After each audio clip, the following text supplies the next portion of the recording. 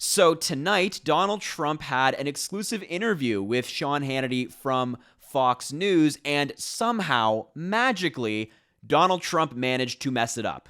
He completely flopped during this interview, and it quickly became a disaster for both Donald Trump and Fox News. You know, you'd think that this would be like the easiest interview that Donald Trump would have to do. Fox News is basically an extension of the Trump campaign at this point. And Sean Hannity was giving him gimme questions. He was giving him layups for Donald Trump to say something normal, and so they could get a clip, and then Fox News could take the clip and then air it and try to get some votes for Donald Trump.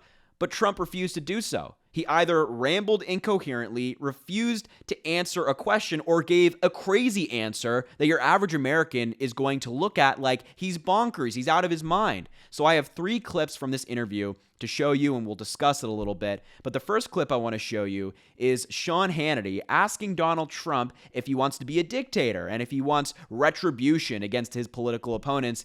And Trump's answer is really bad. Just take a look at the clip. You said, I would be dictator for the day and just to secure the border and drill for oil. I thought it was tongue-in-cheek. I was sitting there with you. However, my question is a very serious one. You know, people are claiming you want retribution. People are claiming you want what has happened to you done to Democrats. Would you do that ever? Look, what's happened to me has never happened in this country before. And it has to stop because... Wait a minute. I want to hear that again. It has to stop. Well, it does have to stop because we're not going to have a country And if you're anymore. elected, what does that mean? Define that. Look, what I've gone through, nobody's ever gone through. I'm a very legitimate person. I built a great business. Everything's been...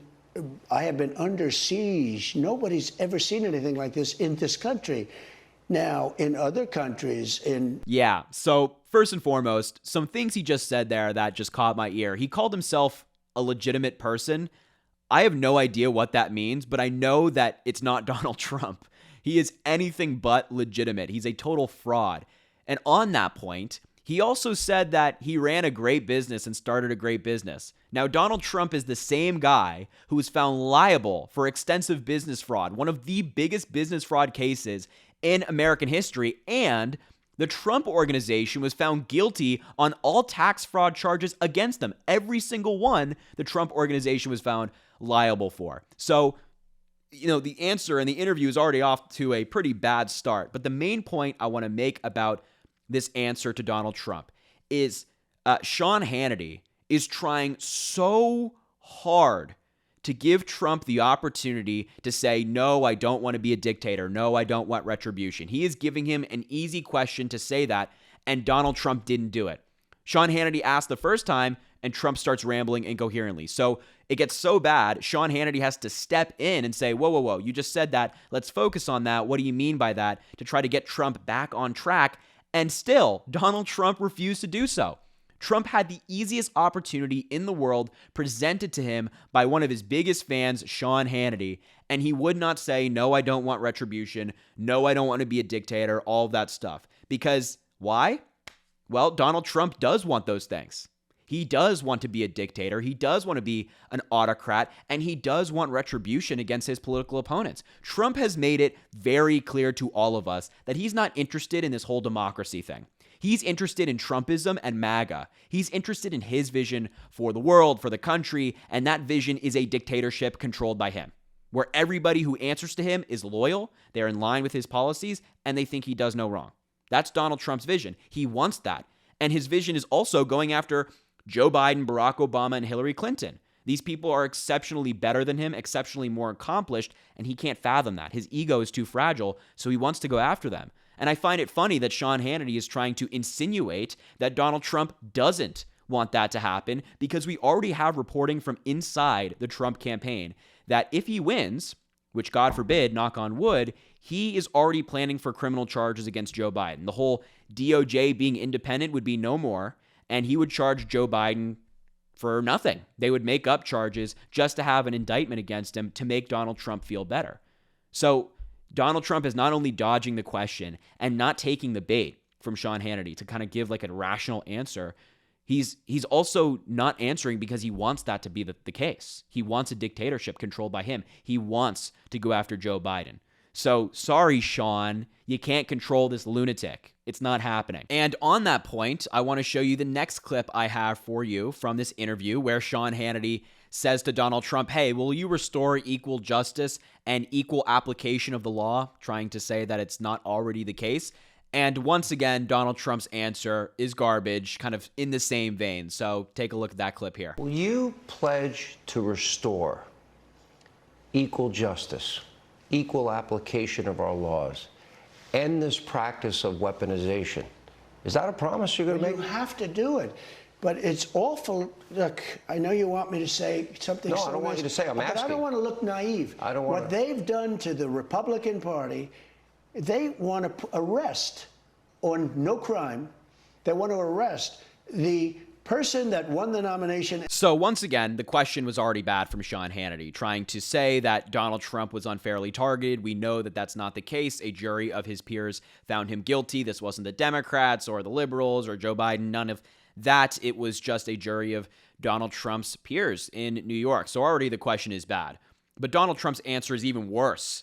He could have just said, yeah, again, I don't want to go after my political opponents. I'm not looking to go after people who don't break the law. If they break the law, that's a different story. But if they don't break the law, then I have no interest in going after them. He doesn't say that. Instead, he starts to go on this rant of Republicans are being targeted and it's happening and the DOJ is doing it. It's Joe Biden, whatever, right? The usual nonsense that comes out from Donald Trump's mouth on a daily basis. And this made me think of something I saw recently, which was a graphic from MSNBC, specifically Ari Melber's show. So I'm going to put up this graphic on the screen. And these are many of the people, not all of the people, who have been surrounded around Donald Trump, who have been charged and convicted of crimes. So in the 2016 campaign, you have Roger Stone there on the far left, Paul Manafort on the top right, Michael Flynn on the bottom right. In Donald Trump's business, you have Alan Weisselberg there, convicted.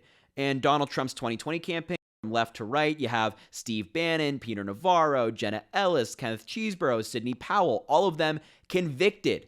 And then Donald Trump at the top there, the man himself, convicted.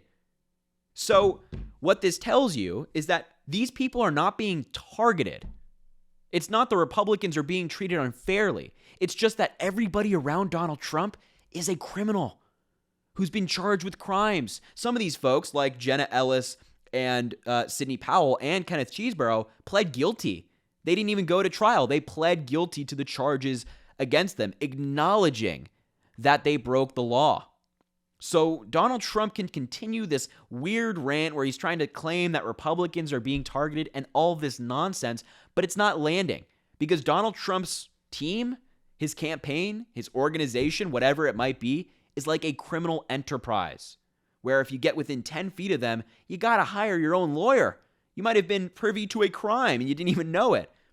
So the Republicans are not being targeted. It's just the people around Donald Trump have this tendency to break the law. So I just thought that was a really ridiculous claim from Donald Trump. But the last clip I want to show you is Trump bragging about overturning Roe v. Wade. Now, we've heard Donald Trump say this before, but the timing of his bragging here is especially interesting. So take a look at that clip. But a lot of things. Take abortion. For 52 years, people wanted to get rid of Roe v. Wade. And the people that wanted to do it were legal scholars, lawyers, politicians. Everybody wanted it to go back into the state system, not the federal system. Let the states decide. Let the states decide. The people decide. Let the states decide. For 52 years, they fought it. I was able to get it done with the appointment of great justices, 3 great justices, plus others that joined them, as you know. And we don't have to go into all the names, but they're great. Yeah, so I really love how at the end of the clip, Donald Trump is like, all of these amazing justices, we don't have to go through all of their names, you know? It's because he doesn't remember them. He could not come up with the names of those justices if his life depended on it. He could not name the 9 justices who are currently on the bench. He could not. But the main point of this clip, the reason why I'm showing you it, is because the timing is remarkable. Because just today, the Republicans in the Senate voted against the Right to Contraception Act. Now, this bill would protect a woman's right to contraception federally to make sure that the Supreme Court and others don't try to come after it, right? And it needed 60 votes to pass to break the filibuster. And you had 39 Republicans, including people like Ted Cruz and Tim Scott, who's being considered for Trump's VP, voting against the bill. So I just want to make it clear out there for everybody whose reproductive rights is like kind of on the top of mind when you're going to the ballot box. On the same day, we have Republicans voting against protecting the right to contraception, and Donald Trump is bragging about taking abortion rights away from millions of women. That's the Republican Party, ladies and gents. If this is an issue you care about, we got to get out to the ballot box in 2024 in November and kick these Republicans out of office. And I'm so excited to do it. I'm excited to help you, and you help me in achieving that goal. We're all going to get out there. We're going to do it together. So anyway, that's Donald Trump's interview tonight with Fox News. A disaster, an unmitigated disaster, which we see so often with Trump and his campaign nowadays. But I'll end the video there. So thank you so much for being here. I really, really appreciate it. Make sure to subscribe down below. It goes such a long way. Also, drop a comment on what you think about this interview. I'm excited to hear from all of you. And leave a like if you enjoyed the video. That also very much helps. And as I always say, I appreciate you, and I hope you have an amazing rest of your day.